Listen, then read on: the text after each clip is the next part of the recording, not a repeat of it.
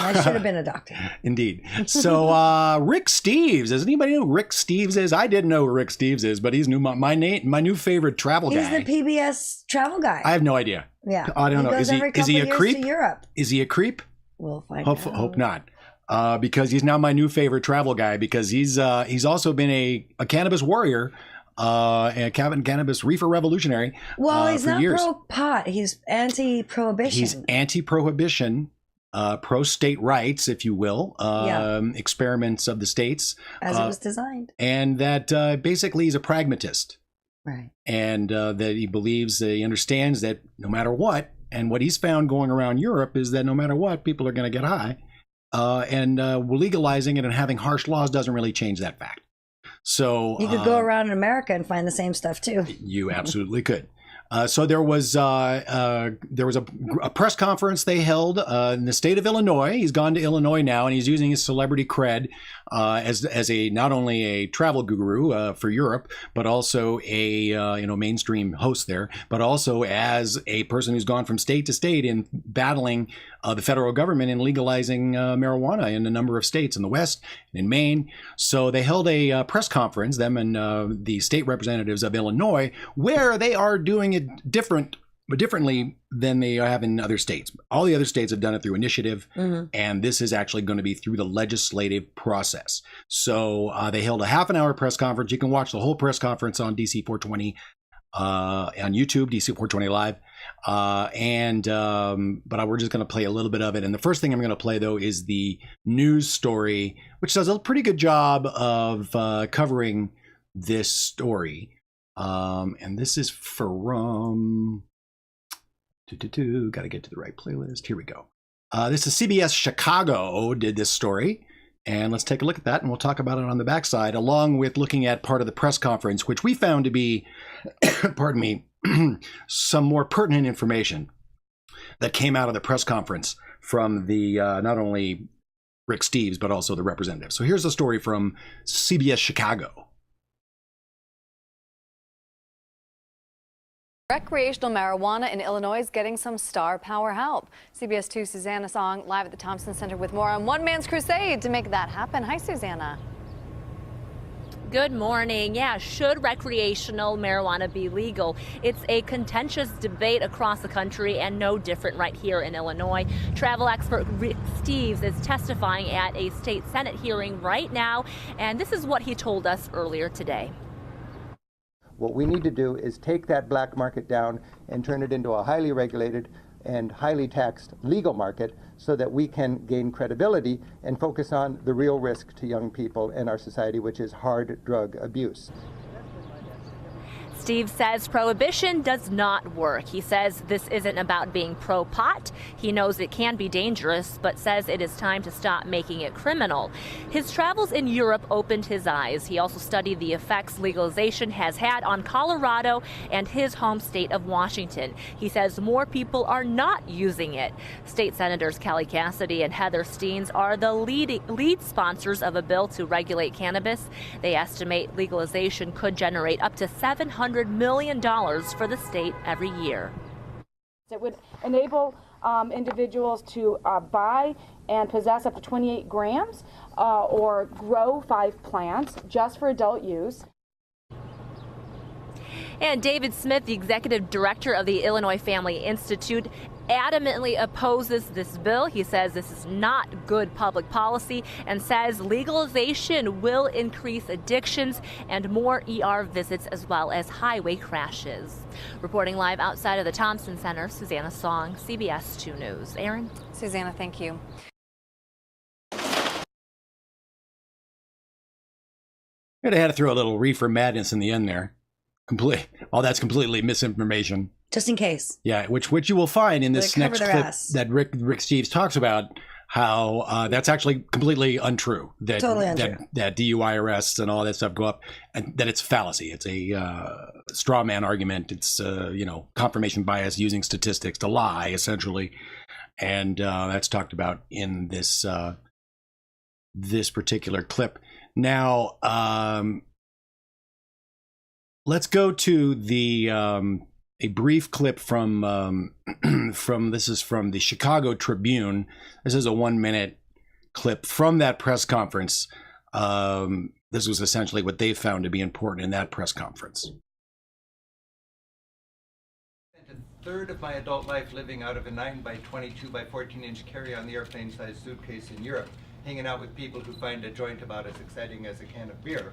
And my friends in Europe look at the United States, where we're so quick to legislate morality, and they tell me a society has to make a choice: tolerate alternative lifestyles or build more prisons. And then they always remind me that here in America we lock up 10 times as many people per capita as they do in Europe. Either we are an inherently more criminal people, or there's something screwy about our laws. We're learning right now that by locking up so many people because of marijuana, that needs to be looked at in a critical way. I want to stress, this is not a pro-pot movement. This is an anti-prohibition movement. And in my state, we've learned that a prohibition is just a costly mistake.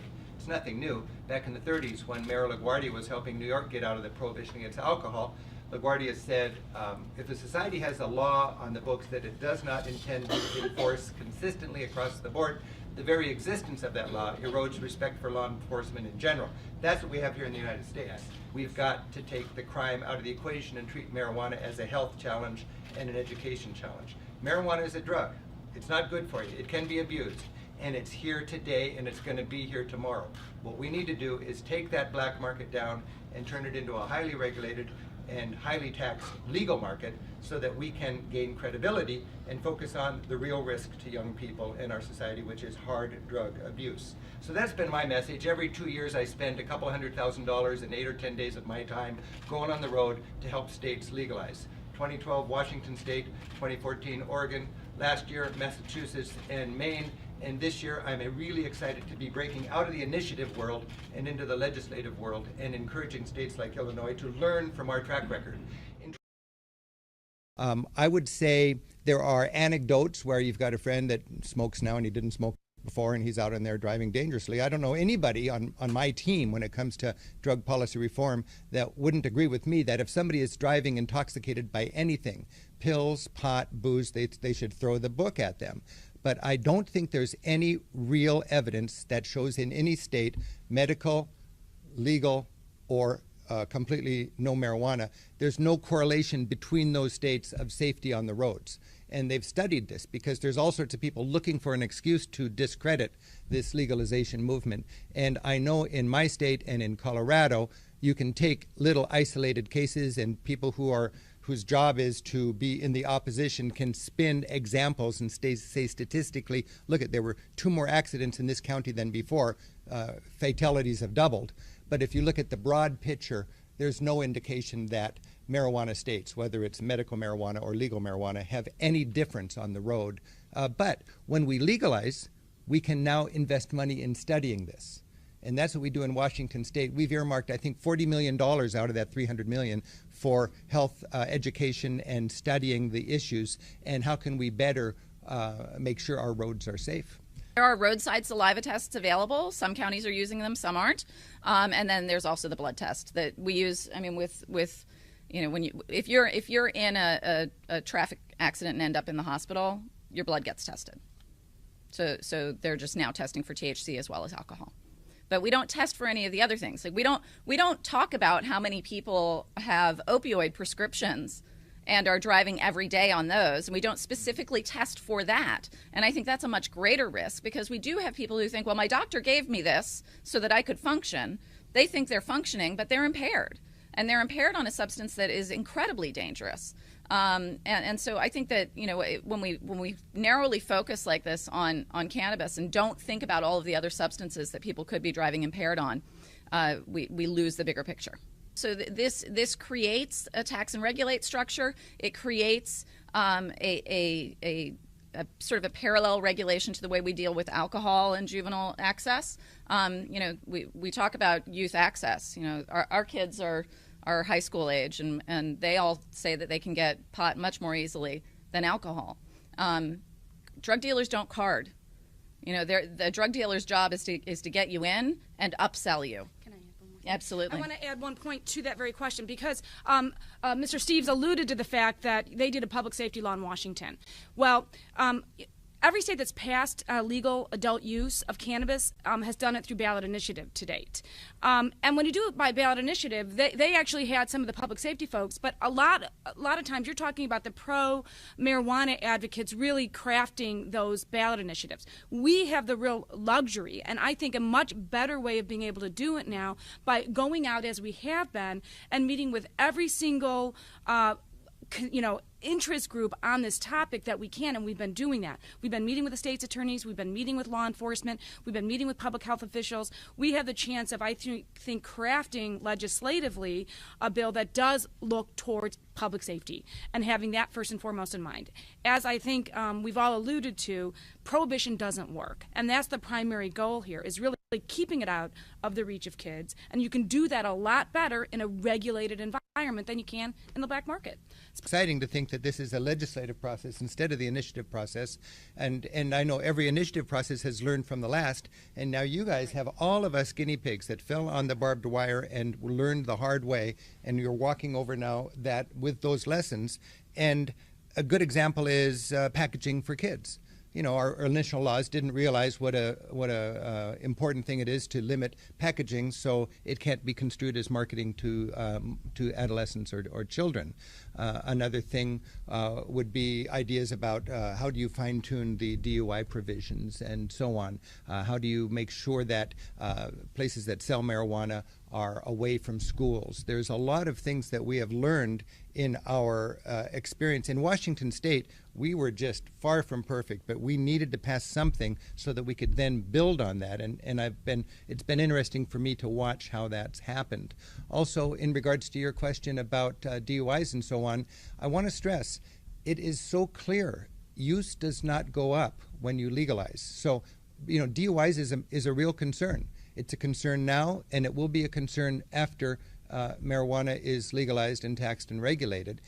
What we need to do is to be able to talk about it in a credible, honest way, instead of having this murky, illegal activity. When we go to Washington State now, there's no discussion in my state that I've ever heard of about it's dangerous on the roads now because more people are smoking pot. More people are not smoking pot. It is dangerous when people are drinking or smoking or medicated on the road, but it's not changed when you decide to legalize it. Now, instead of criminals on the street selling you stuff you don't really know what you're buying, instead of criminals who have no interest in keeping this away from minors, you've got, or criminals that want to sell you something more addictive and more profitable, you've got marijuana stores that, and if you ever get a chance to step into one, it's like walking into an Apple store or something like that. It's sterile, it's clean, it's smart people, it's highly regulated.